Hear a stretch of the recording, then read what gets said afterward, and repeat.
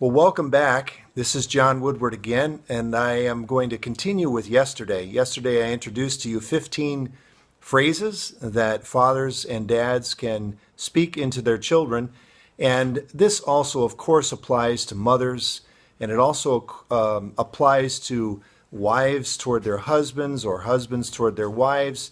And many of these phrases are interchangeable with employees and co-workers, business associates, and strangers that you might get to know. But let's continue with yesterday with the first phrase, I love you.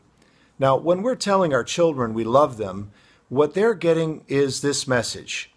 You care for me. You will take care of me. You will help me no matter what. Even when I make a mistake, you're going to be there for me. You're going to provide for me. You're going to respect me. You're going to help me. You appreciate me. The feelings that people get when we tell them in sincerity that we love them is a feeling of happiness, a feeling of peace, a feeling of calmness, a feeling of security instead of insecurity. It also brings from others and from our children or wife or husband, when we tell them that we love them, it brings a reciprocal feeling. In other words, when we give love, love is what we get in return. It's important to always remember that love flows out of the heart. Out of the abundance of the heart, the mouth speaks, and the heart's connected to the mind. So when we think love and we feel love in our hearts, the two connected to one another, our mouths speak love. It's important that we think love toward another human being. It's also important that we feel love toward another human being. It could be expressed in compassion or sacrifice or giving in some thing or some need or some want.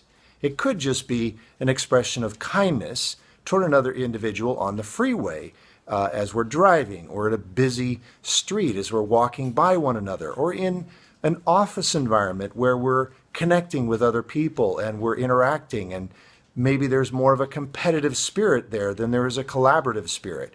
So I love you penetrates the mind, the heart, and is expressed with the words and the actions.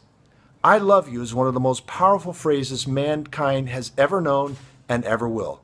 May today be a day that you go out and practice saying to others, children, wives, husbands, friends, relatives, neighbors, people you meet on the street, whether it's in your words, with your mind toward them, or in your heart, I love you.